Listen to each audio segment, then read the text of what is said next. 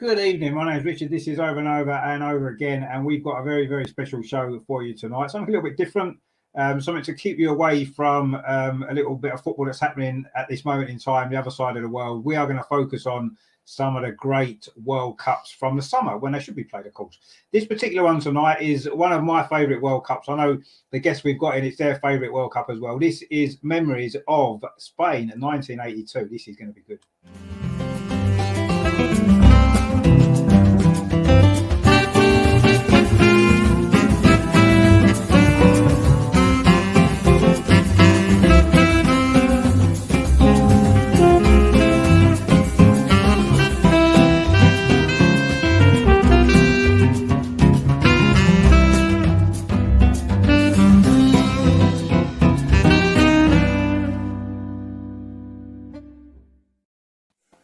So World Cup memories, what made us probably fall in love with football, most of us, from a World Cup, one or the other. This is the second one in the series. We did 1978 last week. We're now moved on to 1982, which for me personally was one of the best World Cups ever, probably the best World Cup ever.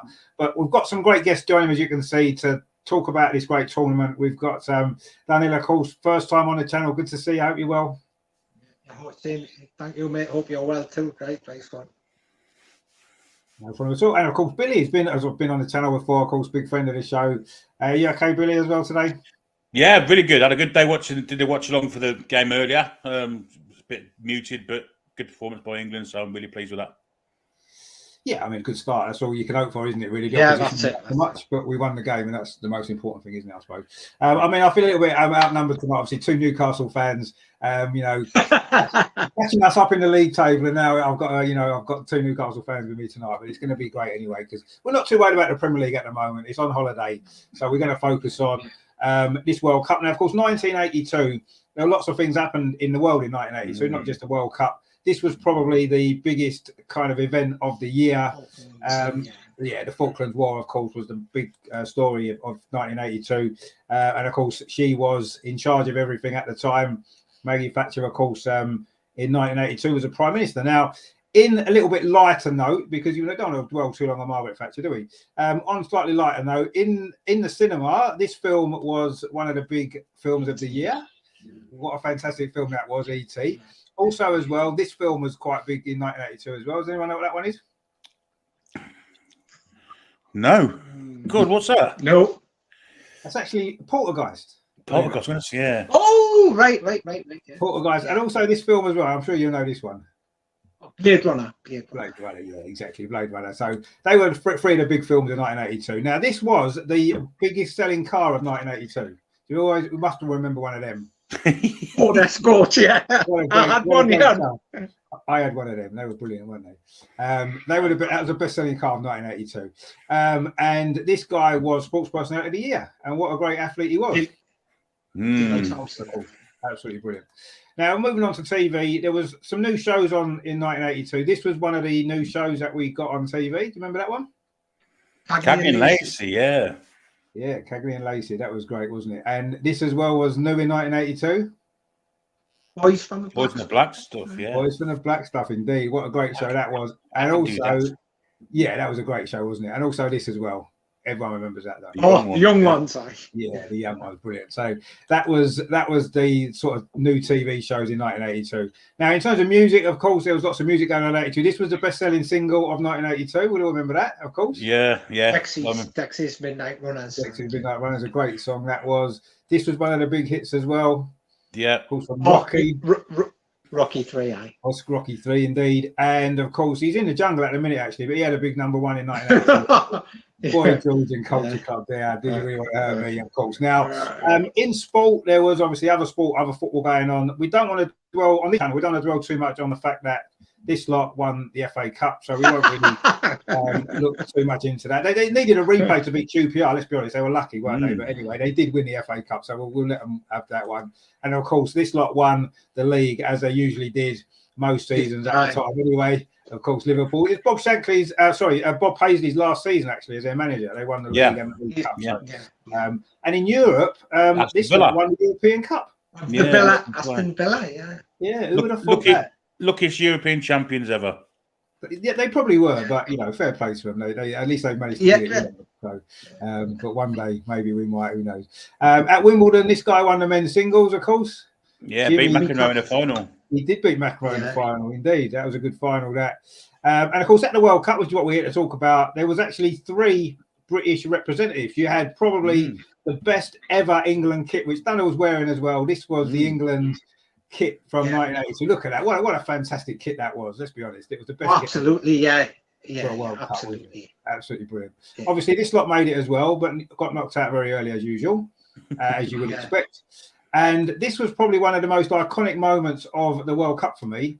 Northern Ireland in Spain, the host, Jerry Armstrong with that goal. What a moment that was.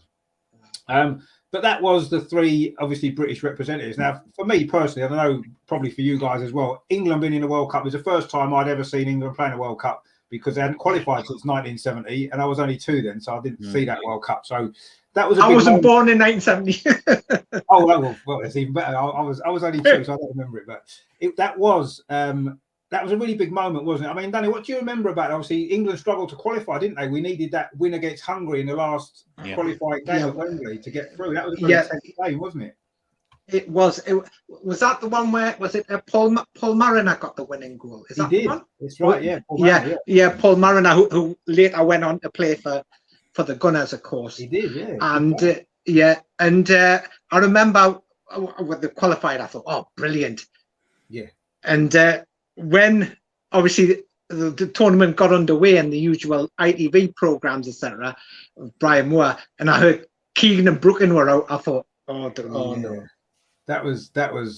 I mean, at the time, Brooklyn and Keegan were the top 2 players for England. They were England's best 2 players at the time. So important. They were really important in that qualifying campaign as well. Yeah. And to know that they were both injured was very sort of difficult to take, as it obviously was going to impact how we would do. I mean, Billy, what do you remember about that sort of time, qualifying and the build up to the tournament? Because obviously, like I said, the first time we'd seen England in the World Cup, didn't really know what to make of it all. Well, I can remember struggling through the campaign. I can remember us losing in Switzerland. I can remember the fans kicking off there. We lost at Norway. We beat Hungary when Brooklyn scored that goal where the ball stuck in the stanchion, of course. That was a week after the Switzerland game. That was like a June 81 time. Yeah, it was a real dodgy game. We couldn't seem to put the same team out twice. Kevin Keegan carried us, really. Let's be perfectly honest about it. Yeah. He carried us. I think Brooklyn was slightly over the top by then, but I think it was a tough qualifying campaign. But we'd been through a heartache. We'd been knocked out by Italy in 78. We were knocked out by Poland in 74. So just to get a chance of beating what we'd think was a inferior nation to us, Hungary at home, it was a massive moment. I can remember watching it on a Wednesday night. Yeah. Not if we had live games, unless it was And this was one of them. And I can remember it well. I can remember Hungary kicked us from pillar to post. I can remember Steve Coppell got a terrible kicking from a chap called Shalai, the fullback for Hungary. And he was the main man that day. Coppell, he was superb. Yeah, he was. He was a great player as well. But I mean, that was a very tense night, wasn't it? I remember sitting around the telly at home watching it. Like you said, not many live games in them days. It was very rare to get live games, wasn't it? Especially at that time of the year. It wasn't a cup final. It wasn't, it was a really big game for England to qualify. And I remember how tense that was. It was Paul Mariner got the goal. I think it was in the first half as well. And it felt like forever to get to the end of the game at 1-0. And we sort of hung on, and we could have maybe scored 1 or 2 more, but we got the job done in the end. And that was just, I remember feeling sort of so excited to think, wow, England are going to actually be in the World Cup, because we've been in the European Championship, hadn't we, in 1980, and not done particularly well. I can remember that the European Championship purely for the Ray Wilkins goal, where he loved the defence and loved the keeper. Remember, against Belgium. Yeah, that was the highlight of the tournament, wasn't it? Because we were pretty poor after that, actually. I mean, it was nice to be at a World Cup, looking forward to it. And I say the fact that England had such a great kit as well made it, for me, well, the 2 kits, the home and the away kit. They're the 2 greatest England kits of all time, I think. And I haven't seen any difference since. So, and of course, there was a song. Do you remember the World Cup song that year? Do you remember the? It was written by a chap called Adrian Gervitz, who had a hit in the chart called Classic. That's right. This time we'll get it right. This time I remember that. The other time, that was such a great song, wasn't it? Now I remember. I don't know if you remember. There was actually an album out, like an England album. There was lots of songs on there, all to do with the England team in the World Cup, sung by different people. Some of them, I'm sure there was like sort of actors and people like that were on it. I just remember getting it for my birthday, because my birthday's in the summer, so I was just when the World Cup was on. and it was like an album. I'm sure it was called like This Tiny Album or something.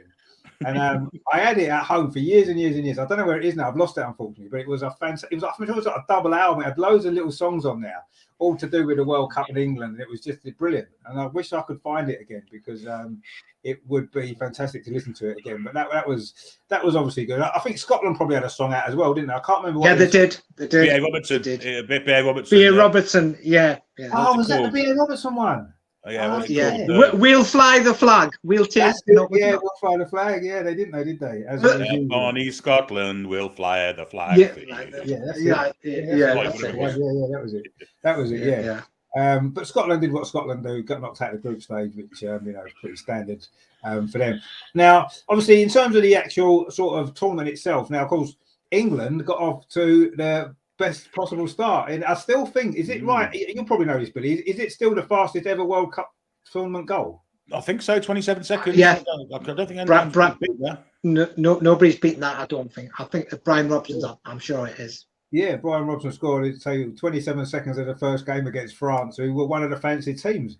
And to be honest with you, I'm not sure if we've played better in a World Cup against such a good team as we did in that game. We won 3-1.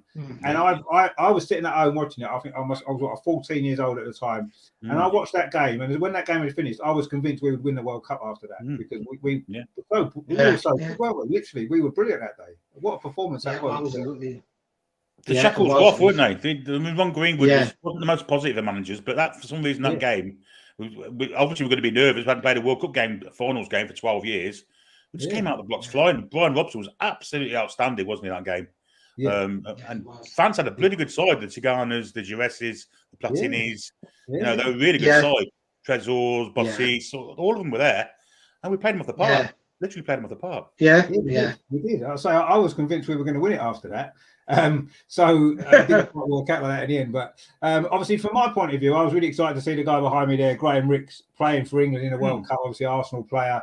That was great. He played every game, and I thought he had a solid tournament. Actually, he played pretty well. He did well, so I was pleased about it. Of course, straight after the World Cup, Tony Woodcock joined Arsenal as well. So there was another one. Oh yeah, Tony Woodcock. Yeah, Tony Woodcock. So, but yeah, I mean that France game was probably, I think one of the best ever England performances I've seen at a World Cup. I just thought we were brilliant that day. It was a strange affair, wasn't it? Because the opening game wasn't shown because Argentina were in it, so they wouldn't show it. Yeah. And they got beat by Belgium, didn't they? Belgium. I think Jan Koelemans scored the winner against them. So we didn't see that. All we saw was like the goal later on. It was bizarre, really, that they wouldn't show the game. Yeah, it was. In a conflict with them. Mad. Yeah, of course. I mean, obviously, the Falklands War kind of was dominating the build-up to the World Cup anyway, because we had obviously Ozzy Ardiles was playing in England at Tottenham and Ricky Villa, and they weren't allowed to play, were they? There were some games that was left out the Tottenham team completely, wasn't they? They wasn't even allowed to play. So Ardiles went, didn't he? He wasn't seen in England for 18 months. He went to PSG on loan or something. He did, yeah, that was right. He did, because obviously it was a difficult situation for him, obviously being stuck in England when England and Argentina were at war at that particular time. But so like you said, the first game wasn't even shown, which was unusual, I suppose. And it was bizarre, but I mean, it was also actually the first World Cup tournament where there was 24 teams in it. Previously, there'd been 16, I think, hadn't there? And they'd moved it up to 24 for this one. But what they didn't do was they didn't make it like a group stage and a straight knockout. It was a second group stage, wasn't it? But the second group stage, it had 3 teams in a group rather than 4. Very bizarrely organised tournament, actually. What was that all about? I mean, did we know why they did it like that? Why didn't they just go for a knockout stage after the group? It didn't make. I think it's because they had 12 teams left, didn't they? After the first round, so 2 teams went through from each group, and they were left with 12 teams. So to get to the last 8, they had to ditch 4, and it was bizarre. Yeah, it was bizarre. Very strange. I mean, obviously the group stage from England's point of view was pretty good. We won all 3 games. I say the France game. Then it was it Czechoslovakia, wasn't it? Czechoslovakia, and Kuwait, and Kuwait, Now there was some game in the group, wasn't it? Kuwait was it? I think it was Kuwait. Was it Kuwait against Czechoslovakia where they were going to walk off, wasn't they? The Kuwaiti team. Yeah. Some refereeing decision. Can you remember that? What was The king of Kuwait came on the pitch, didn't he? He came down. Was it a disallowed goal or something? Wasn't it? I think it was a disallowed goal, wasn't it? Yeah. I vaguely remember that. It was a bit of a commotion It was, That's why they got the president saying come onto the pitch, didn't he? And he was gonna take his team off. And they managed to get the game finished. I think Kuwait lost. I think they might have lost 4-1. I think it's Kuwait against France, actually. I think that was the game. I think France. Yeah, I think it was. Yeah, I think because you used to read Roy the Rovers and you see Roy the Rovers and you think, well, that never happened in real life, and then it actually did happen. It did happen in real life. Yeah, that was an incredible moment. I mean, every World Cup in them days seemed to have some strange moment in it. There was the one, the '78 World Cup we mentioned last week when. Was it France had to play in someone else's kit because there was I'll put in the comments last week. It was a great game of football for the first half, but France had to wear like a garish green and white striped top with their blue shorts. It looked horrendous. Yeah, it was a great game of football. Great game. So that was like a strange incident. Obviously, this one you had the Kuwaiti president going to take the team off the pitch because he didn't agree with a goal being disallowed. And you always seem to get strange things happening at World Cups in them days, and that was one of the most bizarre things ever. What do we remember about Scotland's World Cup then? I think they played Brazil, didn't they, in the group? They did. They started off by giving New Zealand a good tanking. Was that 5-2? Was that the 5-2 game? Yeah, I mean, 5-2. They had a good side then. The Alan Brazil was playing. Steve Archibald, of course, you wouldn't like him, of course. No. But the Graham Souness of these world, and they were a good side, and they were fancy to go through actually with Brazil. They had some quality there. I mean, the best Scottish baller I've seen, obviously, Strachan. They had all them, and you thought that they would have done better than they did. And they sort of, and Dalglish, I'm not forgetting Kenny Dalglish either. But the pool of talent they had there, you would have thought, well, I think these might do all right and get through, but just not good enough, I'm afraid. So But despite having all those forwards like Dalglish, Archibald, Brazil, they were still playing Joe Bloody Jordan, and that's one of the reasons.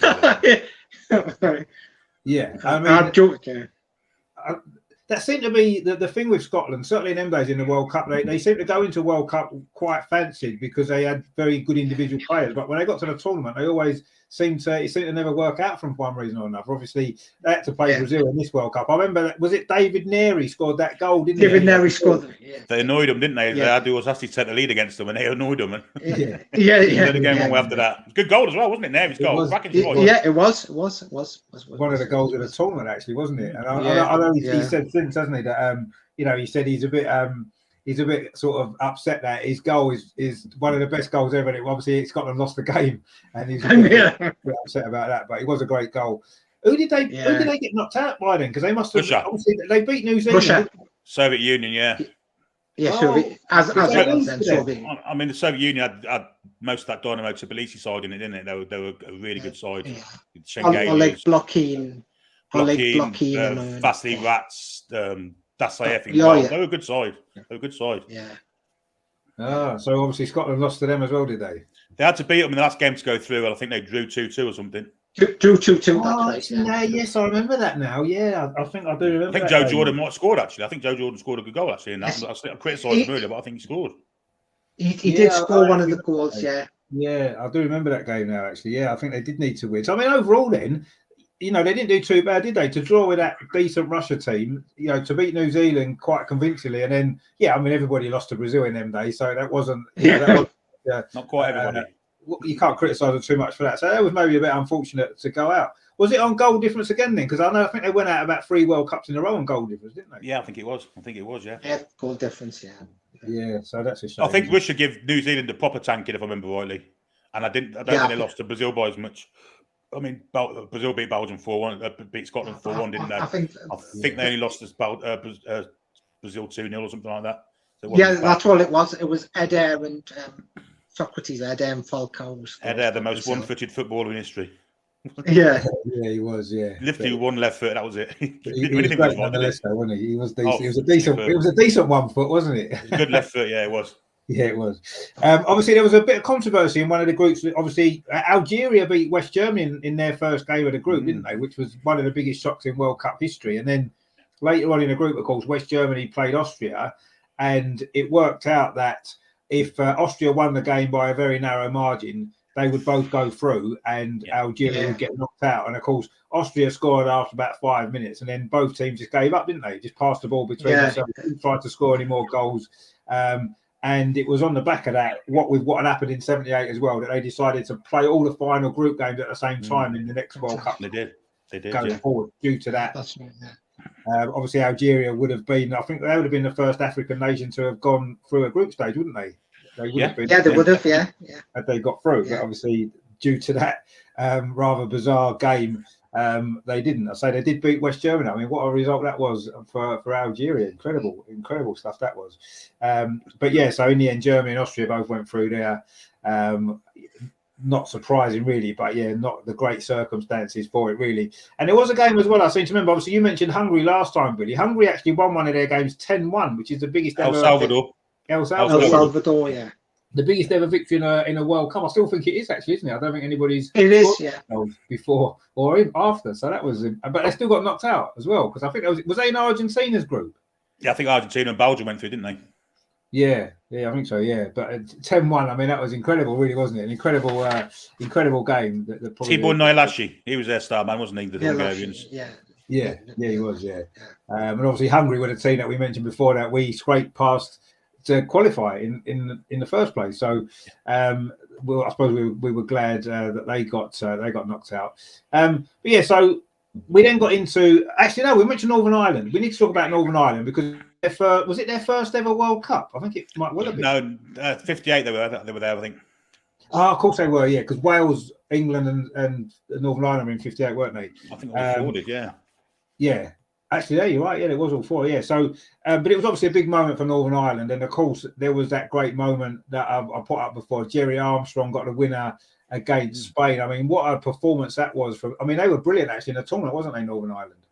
10 men as well. They had 10 men, didn't they? Mal Donaghy got sent off against Spain. Yeah, he did. Yeah, and they went on to win the games just with effort and had some good players, didn't they? I mean, a lot of them from lower leagues. The Billy Hamiltons was at Oxford, I think, or Burnley.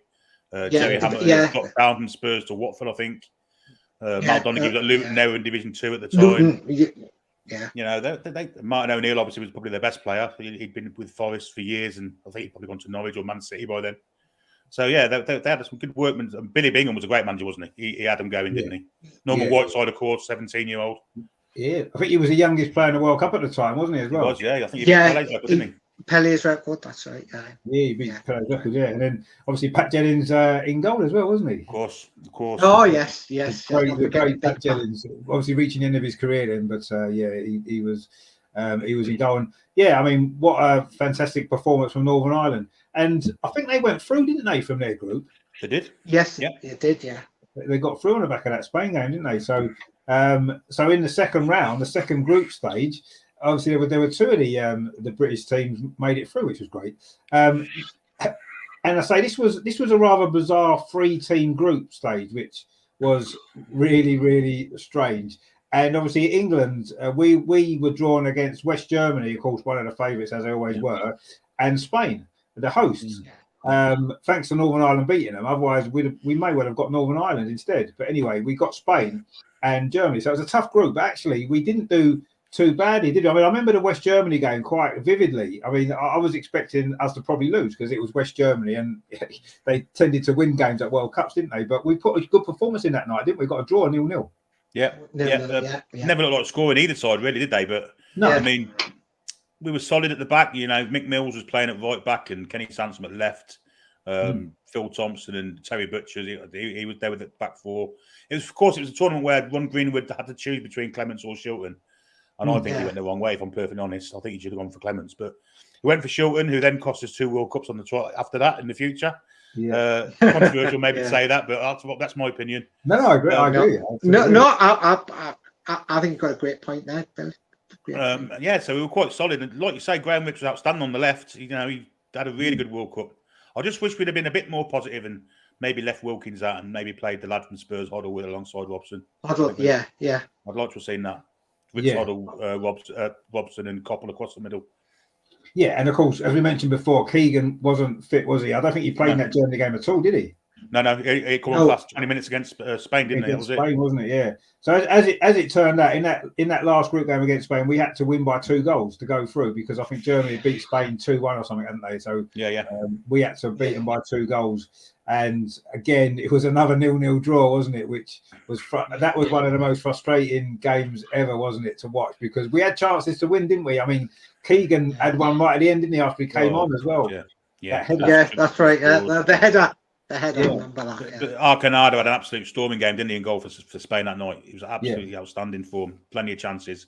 I think Mamino had a really good chance. Trevor Francis should have scored as well. Yeah. I remember that being really frustrating. Spain never offered any threat at all to us, really. No. I mean, Spain, obviously, people now, if you think of Spain, you think of a great side, don't you? Because they've had a lot of great sides. Yeah. But back then, they wasn't that good, really, were they? They wasn't one of the top. No, they weren't. I mean, Northern Ireland beat them, and really, we should have beat them on that night. We should have done, and we should have got the goals to have gone through. And how different things might have been had we made it through. You never know. But you never know. It wasn't meant to be, was it? But the second group stage did bring about the game of the tournament, didn't it? And I think we all unanimously agree the game of the tournament. This one, without a doubt, it was. Without a doubt, absolutely. That group itself, the Brazil, Argentina, Italy. I think we saw some of them. I'm not sure that was the best game.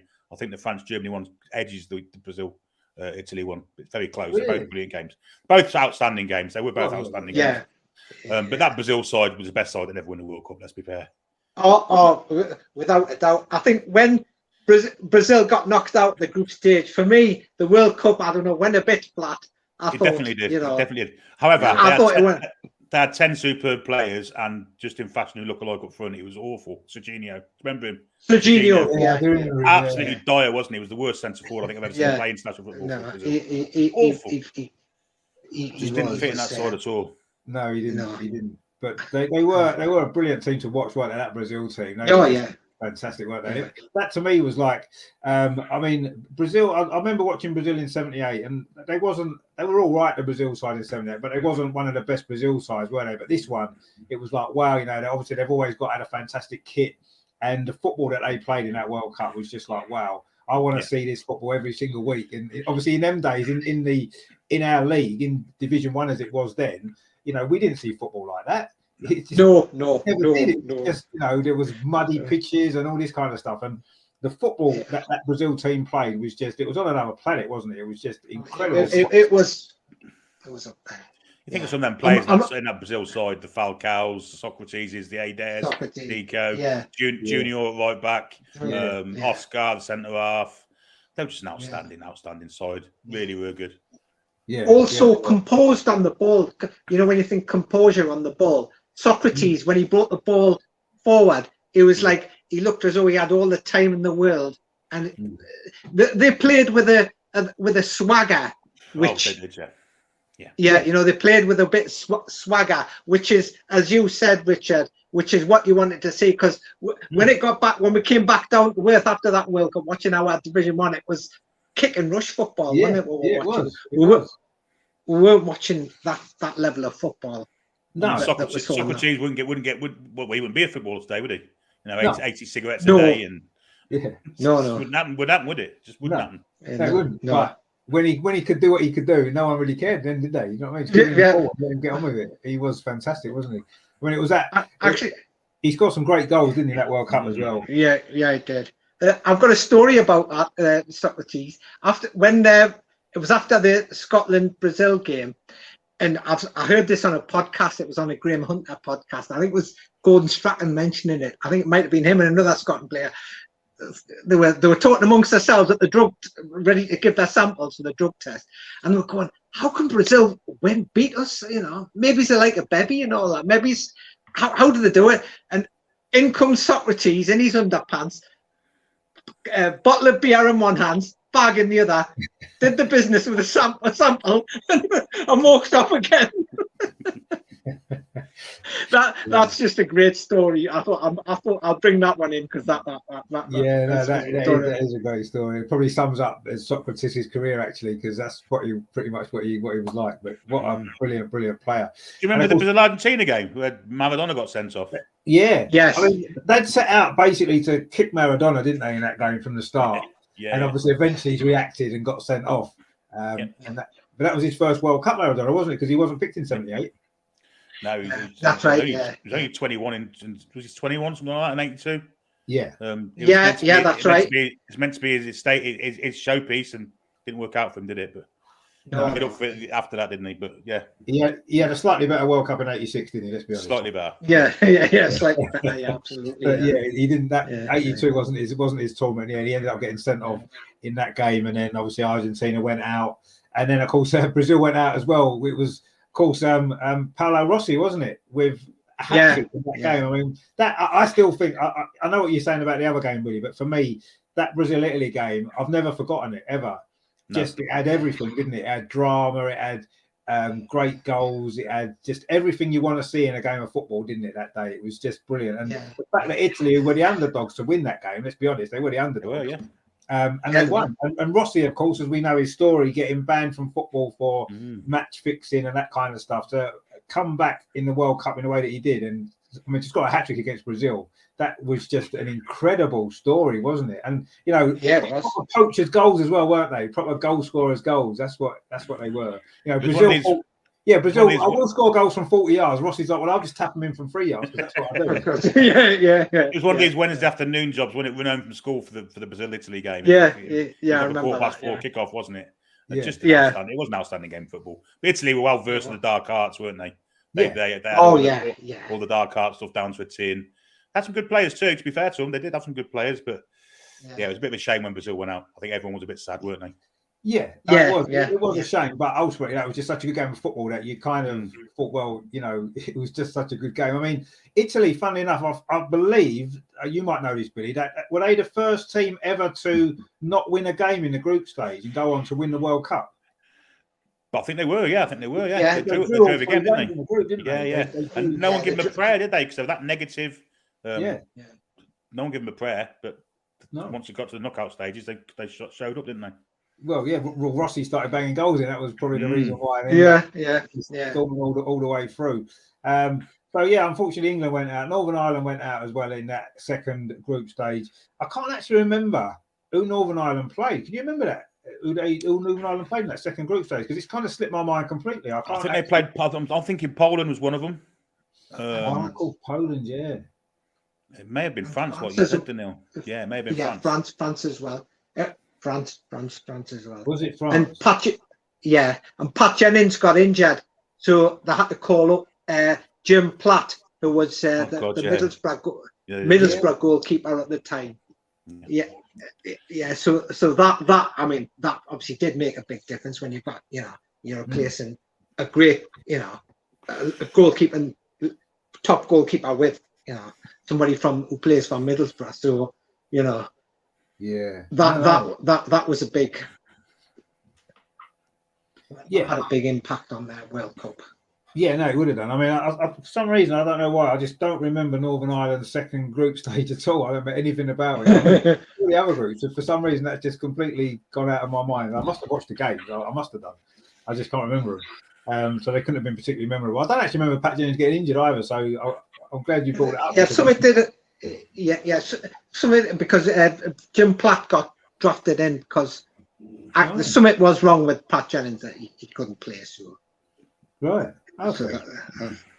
I don't remember that too much, but of course after that rather strange second group stage of 3 teams in groups, which was all a bit weird, we then got to the semi-finals, which again did produce a fantastic game of football, didn't it? And quite a controversial game as well. Obviously, the West Germany-France semi-final, again, one of the greatest games in World Cup history, wasn't it? Just incredible. Extra time. That's probably the best half an hour of extra time that's ever been played in football ever, wasn't it?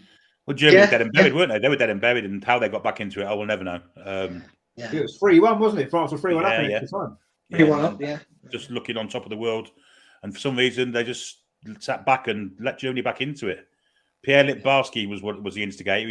He was playing on the right hand side and he just tore that left back to pieces. I can't remember who it was. It might have been Maxime Bassis. I'm not sure, but he just started getting the crosses in, and Horst Rubesch got one, didn't he? Might have got two, Horst actually. Rubesch. He got two, yeah. He got the equaliser as well, didn't he?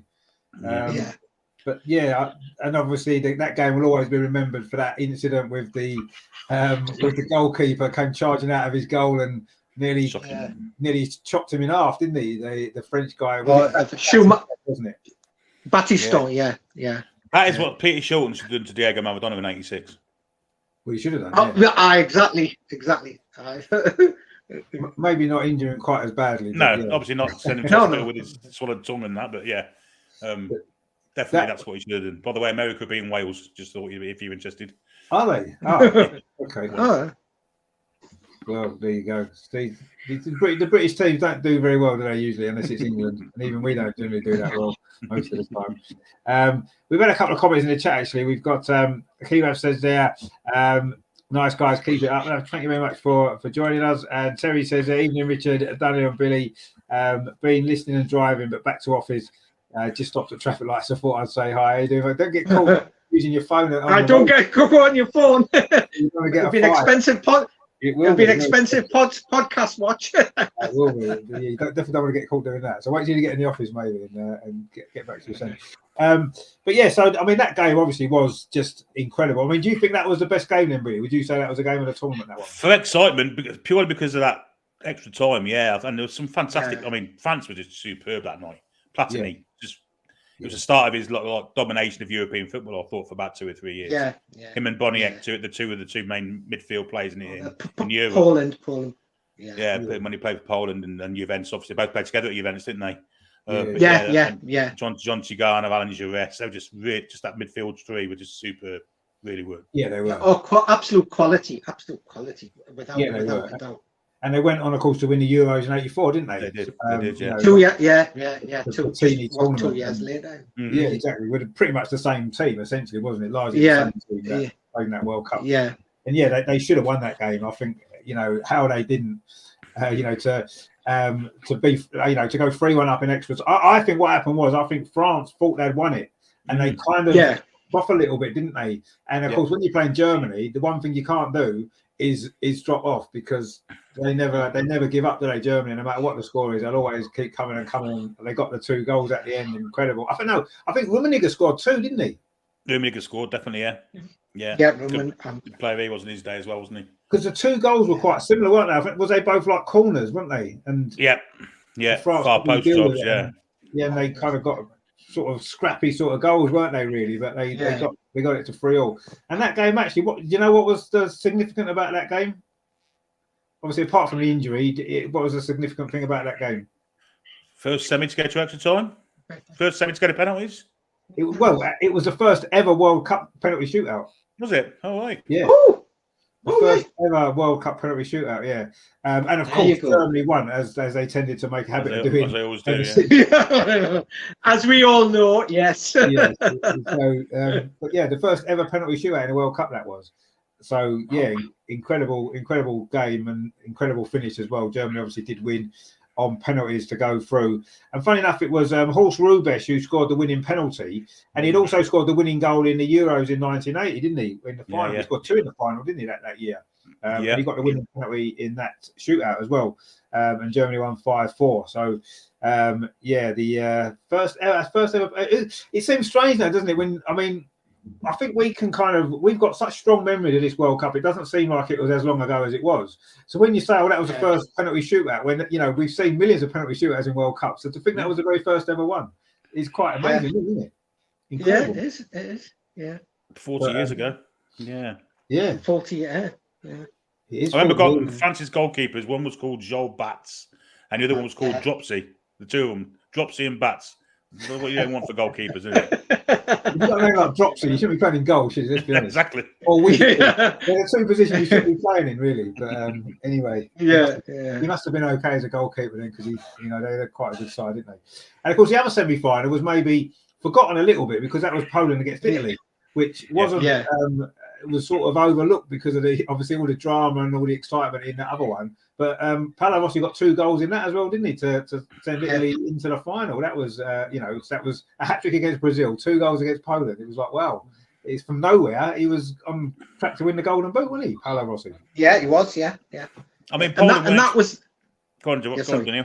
Yeah, I was going to say the semi-final was also Italy's first group game as well. In that. I mean, Poland weren't expected to do well because they were in transition. They lost the likes of Dana and Lato and people like that. But they had people come in like Boniek, and I think there was a striker called Sharmak who scored most of the goals. But Lato was playing, Billy. I think Lato was playing, but he was on his way out. He wasn't. I think he was one of the elder statesmen. And Poland would. They always managed to make it to the last game, didn't they? I think they were in the 3rd, 4th place playoff, three World Cups in a row, weren't they? Yeah, they were. Yeah. No, they were a decent. Always a decent team. When I was growing up, Poland, they were always one of the top teams in every tournament, weren't they? They always seemed to do well. And they had a decent World Cup, but in the end, Paolo Rossi saw them off as well. He had a habit of doing that. He seemed to pop up with the important goals at the right times, and it was those 2 goals got Italy into the final. And in the end, it was obviously Italy against West Germany in the final, and it wasn't it wasn't a bad final either, was it? Let's be honest. Compared to some World Cup finals that don't maybe live up to the expectations, but this was actually a good game of football as well, wasn't it? 2 pretty evenly matched teams, it has to be said. And once again, it was Rossi that got the first goal, didn't he? I mean, all in the second half. I mean, that was quite an iconic World Cup final, actually, wasn't it? In many ways. With the, I mean, me and Daniel were talking about it off air before we started. The celebration for Tardelli's goal is one of the most, iconic images of World Cup history, isn't it? Just the emotion in that moment for him and for the whole of Italy, really. I mean, it was a great goal and a great moment in the tournament. The thing was about Italy, I mean, in the final, I've said about earlier about the dark arts, but they didn't do it in the final. They kind of thought, well, this is the World Cup final. We can't be doing any of that stuff. Gentile and Shireo would just play a normal game without kicking anybody. Tardelli, who to me was only known really for kicking Kevin Keegan every time England played Italy. From the World Cup 78 qualifying campaign, just went around kicking Kevin Keegan. I didn't know he could do what he did that day. That guy, I thought, no way he could do it, but he did. They had a fantastic left back in Cabrini. He was superb. He was proper overlapping left back. There's a player that was in that squad that also ended up in the 90s squad. Altobelli, I think it was Altobelli. Altobelli, yeah, he scored in the final. Altobelli, scored in the final, and he was still going in 90 and 94. So and I think Brazy might have been in the no, not Brazy. What's the other one called? Bergamy. He was definitely Bergamy. They kind of realised it was the World Cup final. So none of that dark art stuff was going to go on. It was a really good game of football. And Dino Zoff was in goal, wasn't he? Dino Zoff. He was. One of the greatest goalkeepers ever, wasn't he? Dino Zoff, brilliant. Yeah. And the first goalkeeper captain to lift the trophy, also. Am I right there? Yeah, you might well be right. That would make sense because obviously not many goalkeepers were captains anyway, were they then? So he probably was. He probably was the first ever goalkeeper captain. Yeah. But I mean that second half in particular was a really, really good game of football, wasn't it? Italy got the goals and then Germany got one back right near the end. Was it a penalty, Germany? No, it wasn't a penalty, was it? No, it wasn't a penalty. It was Breitner that scored it, wasn't it? Paul Breitner scored it. Of course it was. Yeah, Paul Breitner. So it finished 3-1, obviously, to Italy. And I mean, having been so poor in the group stage, for Italy to have won that World Cup, I mean, that was just incredible, wasn't it? Really, when no one would have fancied them at all. And I remember watching their group stage games. They drew. Was it 0-0 with? Was it Cameroon or somebody? I think they drew 0-0 with Cameroon, didn't they? Yeah, I think they did. In the group stage, Poland as well. They drew with Poland. And, you just didn't. I think everybody thought when they saw Brazil, they thought, I think the trophy's going there. I think everybody's the way Brazil were playing. You thought Italy, no chance, but it's like Jekyll and Hyde. They were Jekyll, and then they were, Hyde later on in the tournament. But that's the way it was with Italy. I mean, that was kind of the classic example of, not peaking too soon in a tournament, isn't it? Maybe Brazil peaked too early. They peaked perhaps in the earlier games, and then when it came down to it, but Italy got stronger and stronger, didn't they, as it went along, and they kind of peaked at the right time in the the Italy game, the Poland game, and then the final against Germany.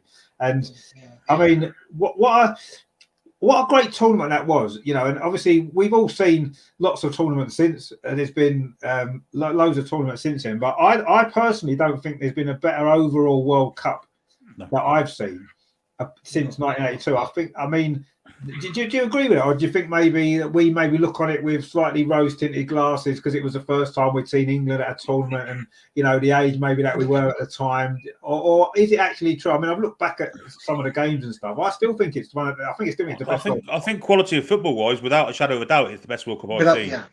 And I can remember sitting there watching Honduras play a game in the first round and being absolutely amazed by some of the stuff they were doing. They had a player called Gilberto in the middle of the park. It was absolutely unbelievable. And they beat someone or drew with someone. I can't remember who they played against. I was mesmerised by what Honduras were doing. I thought, this is fantastic, really good. It was a great Honduras, I remember Honduras, yeah. Some of the stuff they played was outstanding in the first. They didn't qualify, but this Gilberto, my word, what he was doing that night was unbelievable. It was like watching Gunter or something like that. Just superb. Superb. Yeah, it was. I say that whole World Cup for me was just brilliant from start to finish. Just everything about it was brilliant. The kits were brilliant. Obviously, the football was brilliant. The goals were brilliant. Scotland got knocked out, which was brilliant. And it was just, it was just a brilliant World Cup for me. And yes, I thought the format of the tournament was a bit strange with the three groups. Stage, the second that was I think they changed it after that, didn't they? In '86, it went to a group stage knockouts, didn't it? And that's how it kind of been. I think they realised that they'd made a mistake with all of that kind of, because the World Cup before there'd been a second round group stage. Well, in fact, the two previous World Cups, I think they'd been a group stage, but it had been like a 4-team with two groups of 4, hadn't it? And then it was the first 2 got through to the final, which sort of made a bit more sense, I suppose. Although I think knockouts are better, aren't they? I think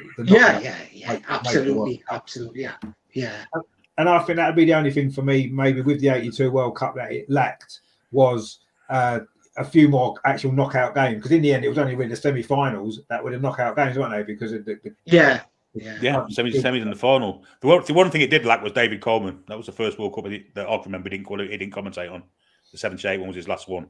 I missed his voice, because when the big games won, you wanted David Coleman commentating on it. But it was outstanding. Yeah, he was. I mean, there was some great commentators there, wasn't it? Brian Moore. Commentator as well. There was Barry Davis. John Helm, remember he used to get the crap games. John Helm and Hugh Johns, they were on ITV. Hugh Johns, I used to love Hugh Johns. I used to love his. We used to have him every week. Hugh Johns, every week he was on the Sunday ITV show. Who was that one who did the Midlands? There was one in the Midlands. You know him. Hugh Johns. Hugh Johns in the Midlands. He was. I used to love his commentary. Yeah, but there was always great commentators. And now I don't know. I don't think you look at it. I mean, obviously John Motson's obviously retired recently, but none of them stand out now, do they? I don't think you're going to remember them in 40 years' time, are you? No one's going to be talking about these commentators now in 40 years' time, are they? Like the great ones that we remember. I don't think they will. Yeah, Tony Gubbers, Alan Parry's of the world. They were great commentators. Absolutely. The commentators are like that. Like obviously, as you say, Brian Moore, Tony Gubber, Alan Parry and all them. They're almost as iconic as the players themselves. Yeah, I agree. A bit like in Grand Prix racing. I mean, Grand Prix racing, Murray Walker is as famous as Nicky Lauda, John Hunt, and James Hunt, not John Hunt, James Hunt and people like that. But now it's as you say, they're too robotic. They haven't got their own style on it. They need to, you feel the new commentators, their personality don't shine bland, aren't their they? own. Very bland, aren't they? They're very, they are. Yeah, and I think maybe one of the reasons for that is probably the fact that there's a lot more football on telly now. So there's a lot more of them. Back in the day, you didn't get, as we mentioned before, you didn't get many live games on telly, did you? And maybe it was much more important because a lot of them had come from radio commentary, hadn't they, originally? And I used to listen to was it Radio 2 used to do the football? Peter Jones. Yeah. Peter Jones. Yeah. That used to be, for me, that was how I kind of learnt about football, really, just by listening to those commentaries on the radio, because it wasn't especially the midweek games, Richard, you know, the European midweek games and stuff, because you couldn't see it, could you? They were never on telly. No. Yeah, exactly. Yeah, and you know those commentators were so important because so I can remember, you know, being a kid, being in bed, I had a little radio I used to have on my ear, listening to the game. It was just brilliant, and that's that's been lost, hasn't it? Really, you know, definitely. All that's been lost now because everybody wants to see everything all the time, and I don't know. Yeah. I think there's something to be said for less is more in some cases, and I do feel with certainly I feel that's now got to a point where it's overkill now, isn't it? Do you feel that as well? Absolutely. There was one commentator with the 82 World Cup who's still going today, and that's Martin Tyler. He's been Martin Tyler. Was it 82? He was doing it before that. He was commentating on Leeds games on Yorkshire TV way back as far as 78, 76, 77. Was he? He was actually a producer or something in the backroom stuff on the big match. When if you watch it on Saturday mornings on ITV 4, 74, 75, he's in the back room there. So he's getting on some age, Martin Tyler. He must be. Wow. Yeah. I didn't know he'd been commentating that long. Yeah. I mean, obviously, I know obviously from the start of the Premier League and stuff. I didn't realise he'd been. I mean, he actually wrote or co-wrote the official history of Arsenal, the book. And I can remember Arsenal used to produce an end of season video every year, and a lot of the games on there, and this would have been in the 80s. He was commentating on a lot of those games in the 80s. That would have been actually. So yeah, I suppose he probably would have been. You don't realise when you think about it. He was, yeah. He's been a while, because when Gerald Sinstadt left, because he used to do the Manchester games, then whatever station that is on ITV, Liverpool, Everton, Man City, Man United, all that stuff. When he went to BBC, Martin Tyler then went to do that stuff up there as well, with Brian Robson and them, and Man United and Man City, and he also did. When ITV didn't have the England games, he'd commentate the highlights of the England games for years on ITV. When it was a live game, Brian Moore would obviously step in. Yeah, Brian Moore.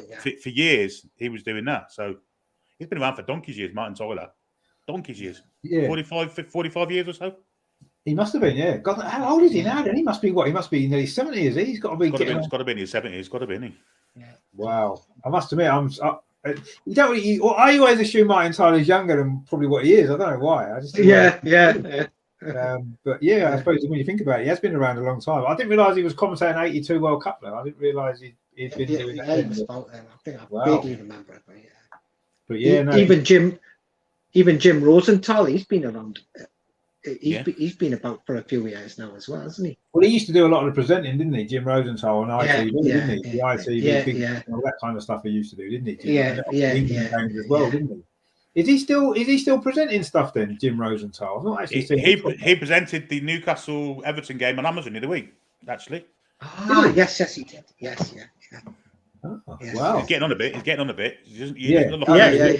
He must be. I mean, he was presenting in the 80s, wasn't he? So, you know, he must be getting on a bit now. I can remember him hosting a lot of them shows. Big sports special and that, didn't he? He used to do all that. Then all the boxing shows, he was there, wasn't he? Yeah, boxing. He's a big boxing.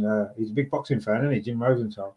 But see, it's and like I said, you know, now a lot of the people that's commentating now, they're not going to be commentating in 40 years' time, are they? No chance. No way. No chance. They won't. No. It's I don't know. And this is the thing. I mean, I love looking back at you know, old football games and tournaments and everything like that. I love the history of football and I love the history of sport and everything like that. But in a way as well, when you look back to those things and you see what we've got now, it's, I don't know, it's quite sad, isn't it? Do you feel that as well? I do. Yeah. Yeah. I have to agree. Yeah, there's the romance is not quite there. The romanticism of it all ain't there now like it was back then. There was a different feel to it. Yeah. It's all corporate now, isn't it? I mean, you wouldn't dream of seeing an international side with a sponsor on the front of the shirts. Would never happen, would it? No. You know, that just things like that, just simple things like that. Yeah, it is. And, you know, obviously we mentioned before the goal celebration of Tardelli in that World Cup final, because in them days, playing in the World Cup was the pinnacle of anyone's career. Yeah, yeah. And to have played in a World Cup final was just unbelievable. Whereas now, you know, we said this before off air, that I think that maybe now players are more focused on playing in the Champions League or more worried about the Premier League. That means more to them than World Cups do and international tournaments. And maybe it does to fans as well. It probably does. I mean, it almost definitely does. And it's almost like, so the World Cup, I know this World Cup's different because it's in the winter and nobody's bothered about a winter World Cup because the World Cup's a summer thing, isn't it? But I feel as though anyway, even the last couple of summer World Cups that we've had, they've lost that sort of glamour in a way, haven't they? Than what they used to have. You know, back in the 80s and the 90s, even, you know, then World Cups were iconic, aren't they? And now, I mean, sometimes, you know, it's funny, isn't it? You know, we look back at 82, for example, 78 last week and stuff like that, and we'll be doing 86 the next time. And a lot of those matches, even now, without even having to look into books or to search it, that you can remember them, they're in your head. You can remember them clearly. I would struggle to remember any game from the 2018 World Cup, apart from maybe one or two of the England games. I'd struggle to remember any other game. And even the World Cup before 2014, I can't remember any games from 2014 because I know England were terrible. So, it's sketchy. After, as you say, after say Italia 90, memory becomes a bit sketchy because it went. I agree with that. Yeah. I mean, maybe 98, I remember quite a lot of the 98 World Cup. I really thought that was a good World Cup as well, actually. That's probably my second favourite one, the 98 one. But yeah, after that, you get the odd game here and there, you remember, but not the tournament as a whole. Pretty much the last 5 or 6 Summer World Cups have all blended into one, really, haven't they? You can't really separate them because they didn't mean as much individually, did they? Whereas the older ones, and whether that's because we were younger, I don't know if that's the case. But even speaking to younger fans, I don't think they understand how important the World Cup used to be. You know, watching World Cup, watching the '78 World Cup was what really got me into football when I was young. Seeing different football, different players, people that you never heard of sometimes, people that you had heard of but never seen, and then all this came together, and that's what really got me into football. And you know, the '82 World Cup was when, for me, it all just came together, and it was just like that was just the most amazing few weeks ever of football. Because we were there, and it was a fantastic setting for it. I think Spain hosted a fantastic World Cup. And even though Spain went out quite early, I mean, when they played, it was just fantastic, the atmosphere and stuff. The drummer. Remember the drummer with the berry? Al Manolo, what his name was. But I can remember, you know, we saw kind of Falcao and them playing in the Brazil side. Whenever you saw them play for Roma, they were dreadful. You know, they never performed. I remember Liverpool beating Roma. They were awful. Cerezo played for Roma. It was dreadful, really poor. When they put that yellow shirt on, they were just different players. But that's because they were all together as a team, wasn't they? I suppose that's probably why. Whereas when you put one Brazilian in a team of, you know, loads of other different people, it's not going to have the same impact, are they, as they do when they're all together as a collective? And I think that's probably why. But no, I agree. They never seem to. I mean, maybe Europe. They wasn't maybe suited to Europe, playing in Europe anyway at that time. Maybe I don't know, but yeah, it was a different time then. I think we've got more and more Brazilians playing in Europe now. Now they're being conditioned differently. But back then, you likes of your Falcaos and all that, their style of football was what I would call laissez-faire. They played with a very laissez-faire attitude towards the game, whereas they wanted to entertain, you know.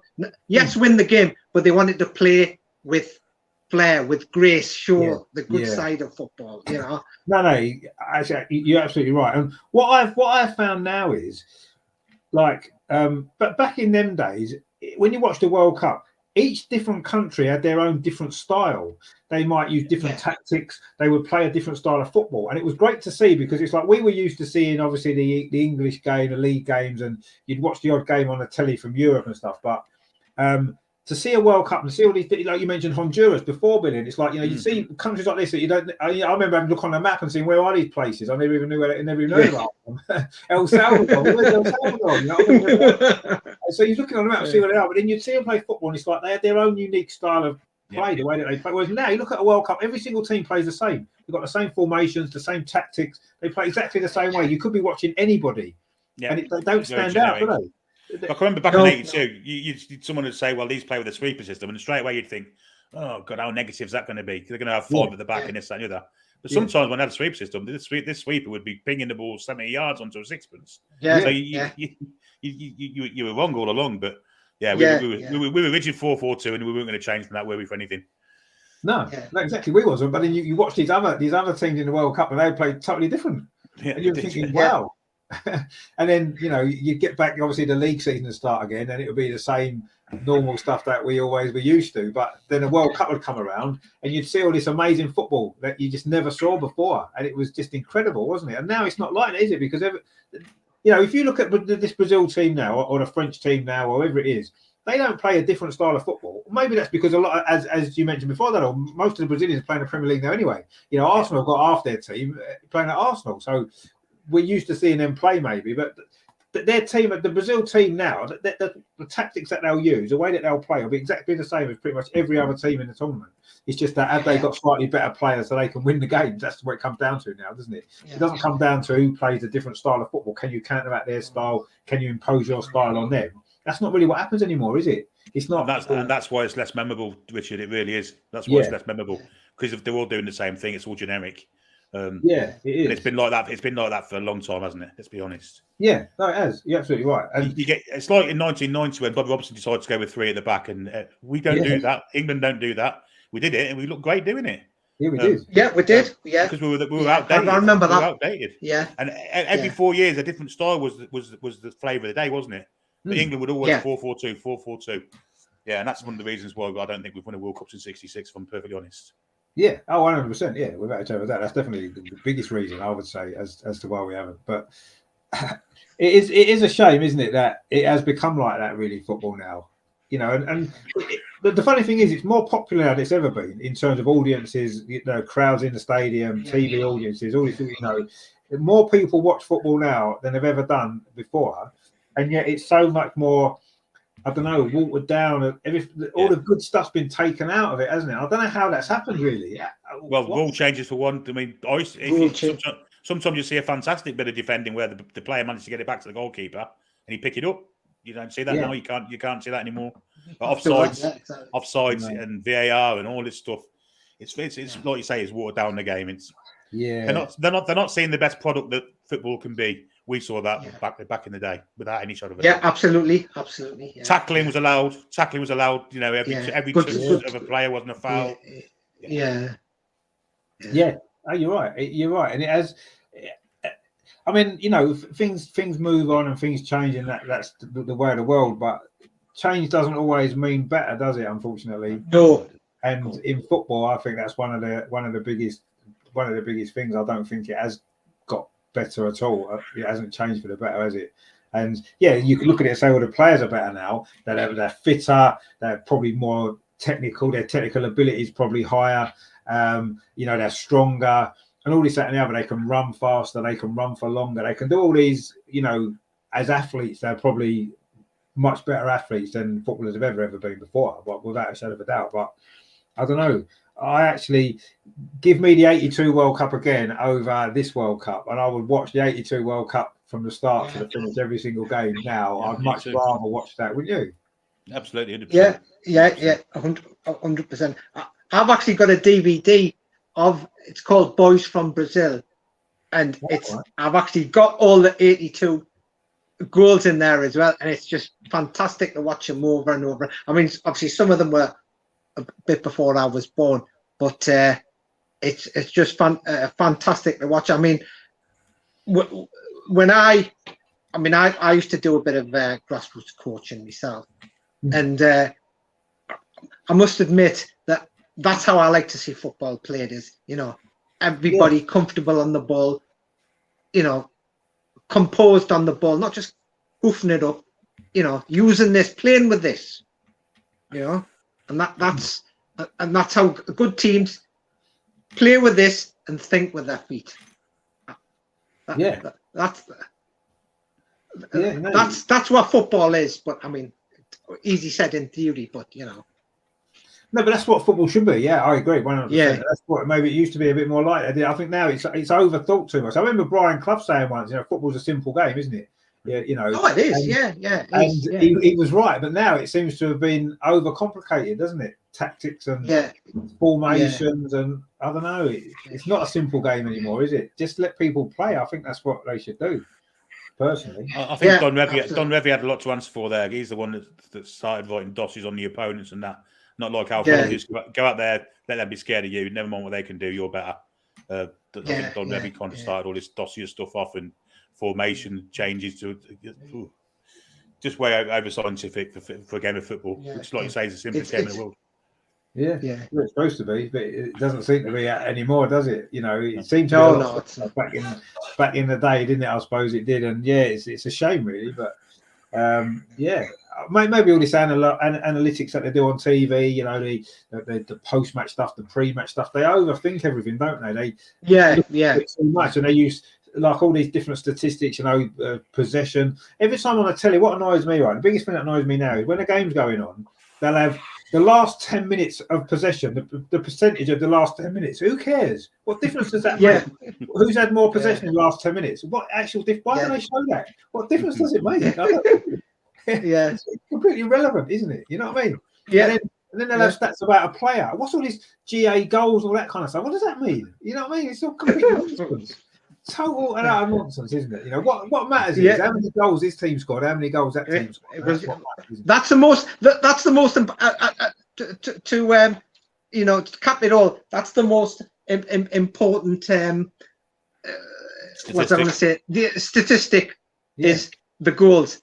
Those other statistics paint a picture of the game, how the game's gone. Those other statistics. But they don't even always do that, though, do they? They don't always give I don't know. They don't always give a true reflection of a game just because one team's had, you know, one team could have had 65% possession, but if all their possession's in their own half, sideways, exactly.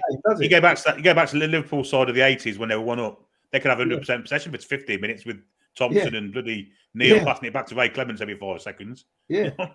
And that's what it's like now, isn't it? You know, a team can have lots of possession. Doesn't mean they've dominated the game. It just means they've absolutely not. Absolutely, It statistics at the same time paint a distorted picture of the game as well. As you're saying, as you've just both of you have just alluded to, 65% possession. But what does that mean? How has that affected the game? How is that 65? If they've just kept it in their own defensive third, then really they've done that. I don't think ball possession in your own half should count in possession stats. No, I don't think it should either. I think it should be. It only be in the possession you've had in the other team's half. That's the possession that counts. And let's see what that is. That's what matters. And then they'll see touch in the opposition box. Well, touching the opposition box is okay, I suppose. But what possession do they have in that half of the pitch? That would make a more. I think that would give a more overall reflection of what the game was like, as opposed to just the possession of the ball. Because meaningful possession in the attacking. In the attacking half of the pitch. Territory. It's all about territory. We never had any of that stuff then, did we? We would have no stats. No. Occasionally at the end of the game, you say, "Well, we had 5 shots on target or 5 shots in the game." Nothing else like that. It's getting very American football-y, isn't it, with all this stuff? Very American football. Ultimately, right? Does it really matter? I can remember we'd go to games, right, and they wouldn't even be on telly, half of them, or most of them wouldn't even be on telly. So you come over from a game, you'd be on a train or whatever it is, and you'd be sort of talking to your mates and that about the game, and that was, your opinion and your mates' opinions of the game. That's all that mattered. And that's what you remember. So the next week, if someone said, "Oh, what are we expecting this week?" You just go off the last week's game, and that's it. Who played well in that game, or that they might, they had a good game last week. They might play well this week, and that was it. That was all you're really worried about. Whereas now, all this over-analysing of everything, it's like I don't know. I just think it's pointless. To me, it's just absolutely it's a total waste of time. I just don't understand it. I have to agree on that. I have to agree on that. Let's just make our own minds up. We watch the game. Let us make our own minds up about what we thought. Don't tell us what to think. Because after time, that's what you get. Especially on social media, people, give an opinion on something. It's not what they think. It's what they've been told to think because they've watched Sky Sports for too long. And Sky Sports has told them to think that. I must admit, I watched a bit of the England game this afternoon. I was working from home, so I was able to watch bits of it. And what I noticed was the commentary was so biased towards England, right? And so biased towards certain individual players that if you didn't really watch the game too much, you'd come away thinking, oh, well, England are brilliant. They're going to win the World Cup because Jermaine Genius told us how great they were. And Alan Shearer told us how great they were. Well, yeah, maybe they did. But is that really what you saw with your own eye? What did you make of the game that you saw? I bet it was less biased than our commentary on Toon Review. Well, I know. I think every fan should really watch basically say what they've seen through their own eyes. Don't say what you've seen through somebody else's eyes. Exactly. Say what you see through your own eyes, which is what both of you have just alluded to there. And that's how I feel. Watch your game. If I say you might not win the man of the match, but see who's stood out, who's had an impact on the game, you know, in terms of players and all that. Don't just say us. I'll tell you what I did see today. I saw the birth of a new world star, and that was Jude Bellingham. He was absolutely amazing. Oh, yeah. His head out was something else, wasn't it? His head out. 19 years of age. Good Lord. Yeah, he did. He had a brilliant game. Yeah, I want to obviously now be interested to see how he does against a better opposition as well. But yeah, he can only play what's in front of you. And absolutely. And he was brilliant. Fred in the chat, he says England slaughtered us today. Yeah, we did, mate. Sorry about that, but you know, hopefully you might be better. You might beat Wales because they're not very good, so you know you might get a result against them. Even though I've got them in the sweepstakes, but anyway. But I mean, you know, before we go, I know obviously we focus mainly on 82 World Cup, but what do we think? How do we think England are going to do this time? You know, obviously it was a good start today, but we're going to have bigger tests, aren't we? To cover. I mean, Danny, what would you say? How far do you think England will go in this World Cup? Potentially. I'm going to say the semis. Really? You think we can go that far? I think all being well, if we, you know, obviously you need luck. If our luck holds, then I think we can go to semis. But it won't be an easy road to the semis. I will say that. Not as easy as last time. No. It won't be an easy road. We won't be getting there then. Probably not. If it's not going to be easy, we probably won't. But anyway, we'll see. I mean, Billy, how far do you think this England team can go? Well, look, I think a lot of it is dependent on what the manager does. If he goes out there and goes back to his negative self, I think we could be out in the second round. I think if he goes out there and lets the players shine, I think we can get to the semis. I'm perfectly honest. I think we can. And from then on, anything can happen. But it's all dependent on how the manager sets the team out. I don't want to see us play 5 at the back. I want to see how we'd play today with that 4-2-3-1 system, 4-2-1, whatever it was today. But yeah, we looked a much better side when we got on the front foot. If we're scared of the opposition, which sometimes Southgate has us, I don't think it's getting very far in the tournament. Yeah, that's what worries me is when we get to the knockout stage, and obviously it's win or out, isn't it? I do think he gets very negative. He's done it in all the tournaments, hasn't he? Very, very negative in them games because he's too scared to lose. And that's cost us. It cost us in the Euros, didn't it? In the final, we should have got. We scored in the first minute. We should have gone on and got 2 or 3 goals and then got it won, but we didn't. We went into ourselves, and that's what I think will happen. I agree with Billy a little bit there. I think more than likely what we'll do when it cuts to the knockout stage. And yes, it does depend on who we play, I suppose, to a certain degree. I mean, potentially we've got the players. You can see, can't you, today, some of those younger players and you know, the players who come off the bench say, yes, okay, Iran wasn't great, let's be honest. You know, let's not get carried away. They're not a very good side. And we conceded 2 goals against them, which was a bit of a worry. You know, they only had 2 or 3 opportunities to goal and they scored twice. So that was a little bit of a concern against the better teams. But, you know, when you're 3-0 up and you're 4-0 up, you're cruising, it doesn't matter too much, does it, really, I suppose? But yeah, potentially we've got a good team and we could go a long way. But I'm not convinced by the manager at all. I'm not convinced he will play the right tactics in the big games when we have to, when it matters. I'm not sure he'll do that. I think he'll go into himself. We'll defend deeper and deeper. We'll invite pressure on, and the good teams will beat us. That's what worries me. Yeah. He's got lots of depth up front. You know, the front 3 today were outstanding. All of them, Sterling, Saka, and Kane to a lesser extent because he dropped deep, but he was providing today. Strangely enough, we've got Foden, we've got Grealish, we've got Rashford came on and did really well. Yeah, so I think from an attacking point of view, we're okay, but defensively, we are suspect at the back. I think to go and get into a World Cup with 1 left back in the squad is ridiculous, and I think that the second choice left back is our first choice right back. So it doesn't make any sense. Yeah, no, you're right. It is a bit of an imbalance squad at the back certainly, but I mean, who else is there really? I mean, is there any other English left backs he could have taken? I'd have took our centre half. I'd have took Dan Burn as a centre half and a left back. If I'm perfectly honest, he would have offered versatility. Dan Burn would have certainly better than Harry Maguire. Yeah. Well, yeah, I don't think there's much doubt about that. But most defenders in the Premier League are better than Harry Maguire, aren't they? But yeah, I mean, it was a good start, and that's you can only beat what you've got to play, and we've got America next, who again we should be able to beat, and then obviously Wales. I know last time it was a tough game when we played them in the Euros, wasn't it? Euros 2016. Yeah, but we end up winning that game. I'm sure we can beat them again, and then that'll be us through, and then see what happens. Knockouts, anything can happen, as we've seen. Italy beat Brazil in '82, and no one would have foreseen that. So who knows? Exactly. I mean, I can't kind of leave you two without. Obviously, you're talking about Newcastle, the Toon Army are doing. I mean, what a season you're having. I mean, was you expecting to be doing this well, this quickly? Really, when you think about how short a time Eddie Howe's been there, was you expecting to be in this position already? I don't think anybody was. I don't think even the owners were. I think the owners have been surprised by it all. Hence why we're getting all these quick sponsorship deals through, so we can have a bit of a splash out in January to maybe have a go at the top four. I had us down for 6 at the beginning of the season, and that was an optimistic shout. But I think we'll finish maybe 4th, 5th, 6th. I don't know. But it's been a massive transformation from what we had. And when me and you had that discussion this time last year, we were worried about staying up. Now we're talking about Champions League football. It's amazing. We're talking about challenging at the right end, top end now, compared to survival. And we're doing it the right way. We're not a dirty side. We're not a hoof side. We played some good football. We've got some quality players in there. Players that were there under Steve Bruce that we thought were awful, are now looking like really good players, the likes of Almiron and that. So I think everything's positive for Newcastle. With a bit of speculation in January, who knows? Yeah. Do you not think you could potentially win the league? I'm not going there. I think we're too far behind you guys and Man City already, if I'm perfectly honest. Yeah.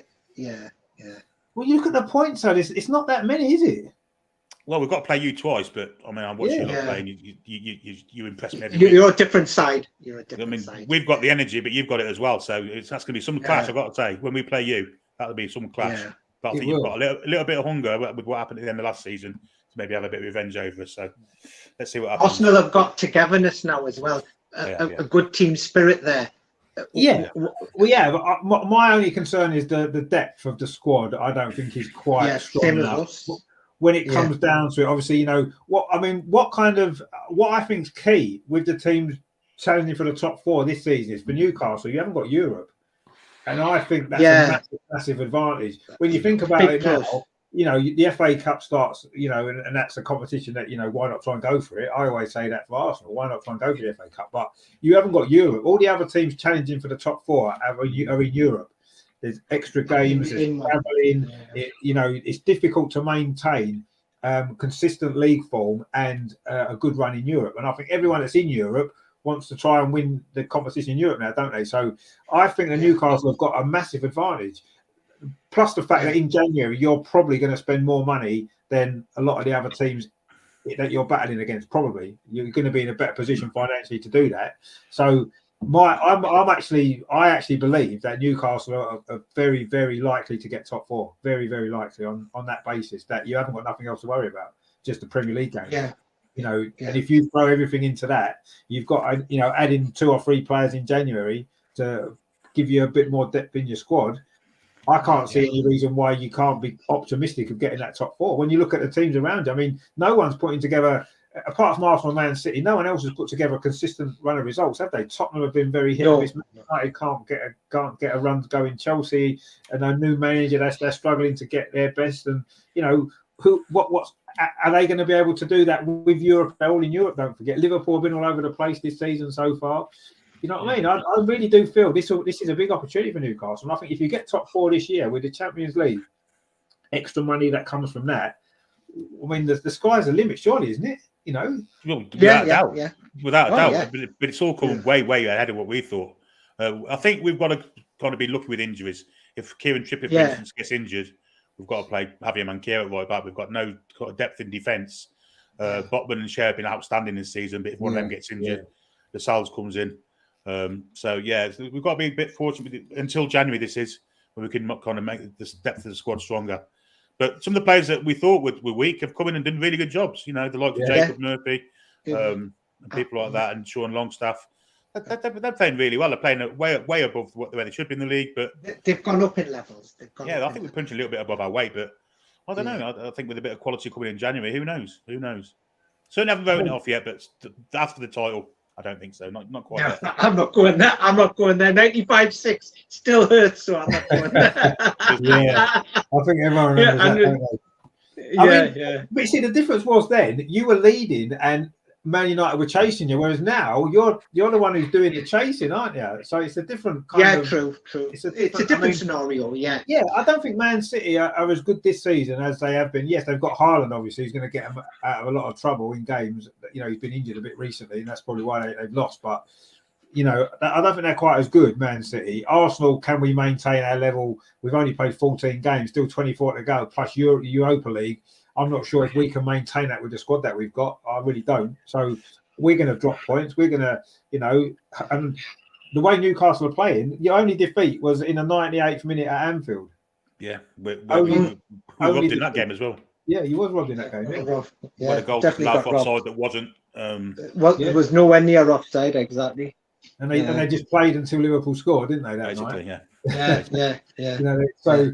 I mean, when you look at it, you've gone away at Tottenham, you've won, you drew at home to Man City. Yeah, you maybe should have won that game, actually. Over your 3-1 up, you should have maybe won it. But a draw at home to Man City is a very good result. You know, you pick, you know, look away from home, 4-1 at Fulham, 4-1 at Southampton. You're not just going to these teams and winning. You know, you go in there and you're actually winning well, yeah. And that, to me, that's I mean, if I was a Newcastle fan, I would be so excited, literally, about where this club's going. Even this season, obviously beyond that, it's going to be even better, surely. But for this season now, when you look at, you know, this is almost like, and I know the situation is not the same, but this is almost like that season Leicester won the league.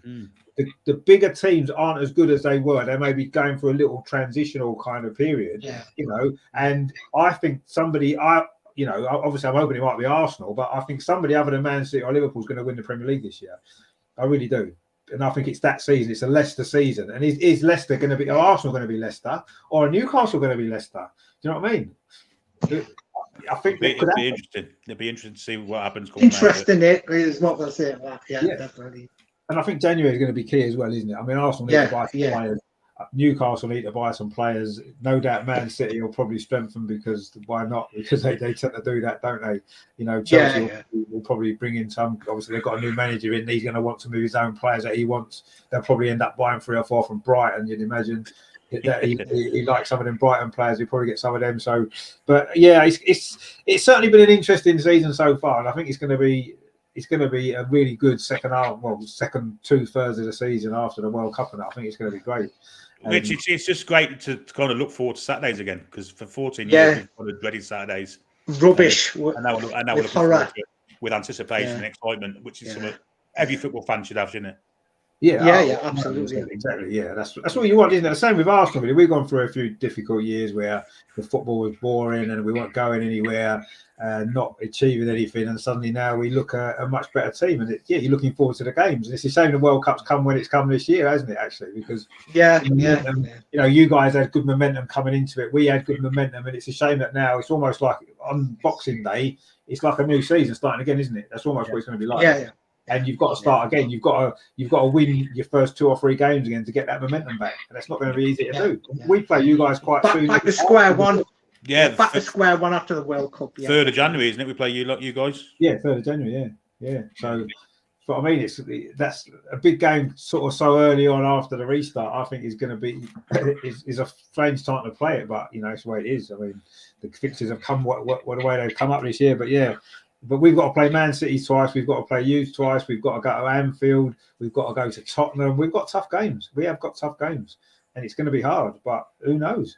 I didn't think we'd be 5 points clear at this point at the start of the season. So who knows where we'll end up. Well, you've got that dynamism in your side, Rich. It's fantastic to watch. The energy and the dynamism that you don't associate with Arsenal. And they've got it now. And they've got it with abundance. And this is why I think the game against us, if we've got the same thing, we've got dynamism and energy in the side. I think when the 2 of us meet, it's going to be a monster game. I really do. No, it will. Yeah. I mean, the fact it's at the Emirates, obviously the first one in January, maybe slightly is in our favour because we we're strong at home. You guys are strong at home. But then you went to Tottenham and won, so and you played well there. There's no reason why you can't potentially do something similar when you come to our place. We should have won at Old Trafford. We should have won at Liverpool. We've been bloody good this year. There's no doubt about it. Definitely with different. Well, you're third in the league. That says it all. You're not. Exactly. You're third in the league because you deserve to be third in the league because of the performances and the results that you've had. And in the same with us, we deserve to be top of the league because table doesn't lie. Yeah, table doesn't lie. I mean, it doesn't at any given time. But I mean, after 14, 15 games, it's not going to necessarily be accurate over the season, is it? No.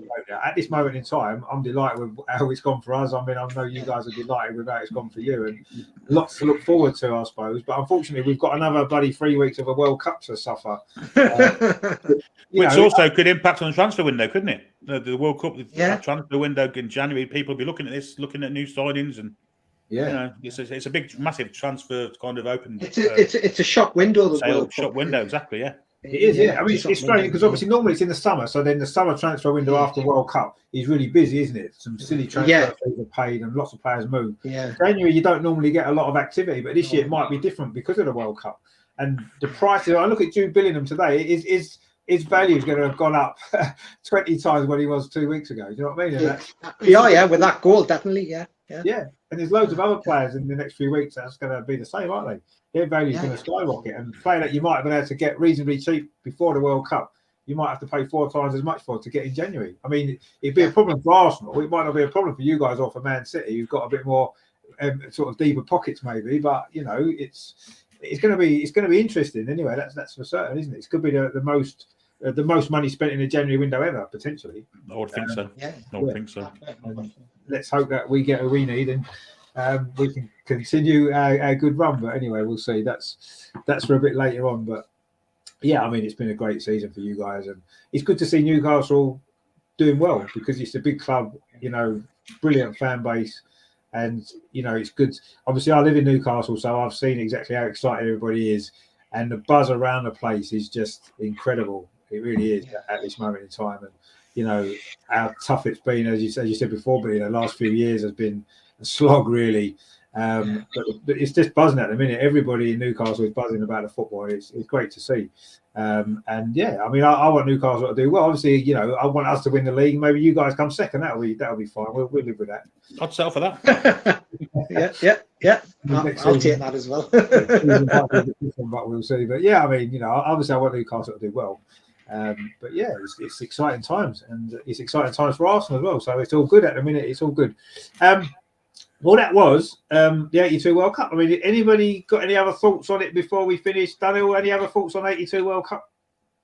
Well, a key part of my childhood, the 82 World Cup, because it was my first international tournament that I got to see, having watched Match of the Day and Shoot. They used to come on TNT's television. And that was my education into the other side of football, how the other nations play football, and that's why it'll live long in the memory for me in terms of it being my first. And I mean, 82 was the year that I first got into football. Before that, I was like, but then, funnily enough, I went to India that year and I started kicking a football around with somebody on like a top of a building, like a flat roof, and I thought, oh, this is all right. And when I got back to my primary school, you couldn't keep me away from schoolyard kickabouts, and that was what it was part of the start of my footballing journey, I should say. And 40 years later, still on it. Yeah, no, exactly. I mean, for me, that was what the 78 World Cup was for me, because that was when I first really knew I was going to be a football fan watching that World Cup, because I've never seen anything like it before. 82 was significant for me because it was the first one I'd seen England playing. It was a brilliant World Cup, brilliant football, brilliant goals, and that was important for me as well. But that was exactly the same for me. And I think a lot of people have become football fans because of a World Cup that they watched and enjoyed. And I think it's been so important. That's why this one being played in the winter has completely ruined what the World Cup's about. It's a summer tournament. And it's that's the way it should be, and it's what's been so important in everybody's development in getting into football as kids. That's what we all wanted to do. Absolutely. Watch the World Cup. You wanted to play in the World Cup. Let's be honest, we all wanted to play in the World Cup, didn't we? Do you know what I mean? Yeah. This obviously wasn't good enough to do it, but I mean, Billy, what else? Have you got any other thoughts on '82 that you want to leave us with? Yeah, I just think what you take from it is the flair that we saw. So the flair from not just Brazil but France. At times, also England showed a lot of flair while we were in the tournament. We had a good side that year, and I think Ron Green would have had it a bit more positive. Could have took us a bit further, and then we had a bit of a transition period after that, didn't we? So we didn't look good for 2 or 3 years after that World Cup. But come '86, we were cooking on full gas again, and again, I think managerial decisions and things like that, and cost us the one after. So we've always been kind of dependent on how our managers set us up, and in my lifetime, I think only Venables has really done it properly, so which is sad, really. It is really, but I suppose that's just one of the things of being an England football fan, isn't it? We've had to, we kind of know what to expect now, I suppose, really. I've kind of given up expecting too much from England in tournaments just because years and years of underachieving a lot of them. I suppose we just expect now, don't we, we're going to suffer some sort of agony at some stage or other, whether it's early on or a bit later. But the sad thing is, most of the time we've had the players to do it, just not the right manager in charge. And I'm a Newcastle United supporter. Yeah, I think Bobby Robson was an awful manager for England. I really do. I think so as well. I second that, Billy. I second that, definitely. Bobby Robson, definitely. I mean, he probably stayed a bit too long, didn't he? In all honesty, I think, was it after we failed to qualify for, was it 84 Euros? He maybe should have gone then, shouldn't he? He just stayed with the old hands. I mean, I said about Greenwood sticking with Ray Wilkins. He was still playing in '86, and it cost Bob Robson because he got sent off, didn't he? Yeah, in Morocco. He perceived with Brian Robson for too long. He stayed loyal to the wrong players, I think. And that's exactly what Southgate's doing now, isn't he? Maybe exactly the same. Exactly. Yeah. He's staying loyal to players that don't deserve. I mean, you say that. I suppose everyone mentions Harry Maguire, of course, but I suppose he's never really let England down too often, has he? And that's the issue. But he's not even in his club side. It seems strange that he's playing in the World Cup. But anyway, no, I agree with you. I definitely agree with you. I do think that that's been a problem with England manager after England manager, hasn't it? That's been the issue, and that's probably what has held us back and why we haven't maybe won more than that one ever tournament. And we've come close a couple of times recently, I suppose. But yeah, I don't know. I'm not optimistic that we're going to do much in this World Cup, if I'm totally honest. But who knows? Who knows? We won 6-2 today, so anything's possible, isn't it? We can hope. We can always hope. Exactly, that's all we can do, really. Hope, isn't it? That's pretty much what we have to do. I say it's been brilliant looking back on. I say what was a great World Cup, fantastic memories, and a brilliant tournament it was. And it was great to go back and visit it again and look at some great moments and some great memories that we all had of a brilliant World Cup. And it kind of makes me sad that it's not in the summer this time. But anyway, I like sitting out in the garden watching the games in beer gardens, stuff like that, rather than sitting indoors in the freezing cold. But, agree with you, totally. We look forward to the next one. But yeah, it's been great. Obviously, great to see you, Daniel, coming on the channel for the first time. You enjoyed the show? Oh yeah, I really enjoyed it. It's nice. It's like three mates getting together and reminiscing, good stuff. It's the sort of stuff I like as well, a bit like yourself. I think it's always good. I know that people say you should never look back, but it's always good to reminisce on good memories, because it's good memories good memories aren't something you get off Amazon that like priceless at the end of the day, So Absolutely, 100%. Yeah, that's exactly what it is. You can't beat the memories of things that stay with you forever, aren't they? And that's there's nothing wrong with going back and visiting them sometimes. You know what I mean? It's good. No, absolutely not. It's great to and Billy as well. Obviously, great to see you again. I know you've been on the channel before. Obviously, just give. I know you don't need to give the channel a shout out to the Toon Review because you're doing so well anyway. But just give everyone a shout where you are on there because you're doing some. I mean, it's an amazing channel, the Toon Review. It's best. I think it's the best sort of one club channel on YouTube personally. Yeah, we managed to get ourselves into the Football Content Creators Awards, National Awards last week. We didn't win anything, but to get in the top 8 in England is a phenomenal achievement, really. I'm on Toon Review. There's 4 of us. We do Newcastle United content. We're also doing England content. But we'd just like a good debate about football. Any football fans welcome on the channel. So if you want to come and have a look at us and give us a subscribe, you've been very welcome. And it is a fantastic channel as well. I mean, I'm always watching various different shows that you do, from the watch-alongs that you do, Billy, which are brilliant, to, the Friday show and all the other shows that you have on there. Brilliant stuff. That's a bit different, that Friday show, I've got to say. Yeah, it is. It's good. It's good stuff. Obviously, Paul's great as well, isn't he? So, yeah, and it's a great channel. So, yeah, I mean, definitely check out the Toon Review. It is brilliant. Mostly Newcastle stuff, but there's always other stuff thrown in as well. I say everybody's welcome. It's a great channel. So it's always a pleasure to speak to you guys. And tomorrow, actually, we've got a show on here, the Arsenal Social Extra with Adam and Steve. Will be looking at all the social media stuff from the last week or so. Obviously, the World Cup as well. I'm sure they'll be mentioning that. We try not to focus too much on this World Cup on this channel, just because it's wrong in so many ways. So we're trying to do some stuff on other things in the next few weeks. Obviously the women's football and stuff like that, which we cover, and a few other bits and bobs as well. Looking at the old World Cup, so 86 will be next. If anyone wants to come on 86, then please let me know, because that was a good World Cup, a controversial World Cup, as we know. Lots of exciting things happened. That was a good World Cup as well, with a few great memories there. So we'll be looking at that one. Probably won't be till next week now. We've got stuff going on pretty much every night this week now. So tomorrow we got Adam and Steve's show.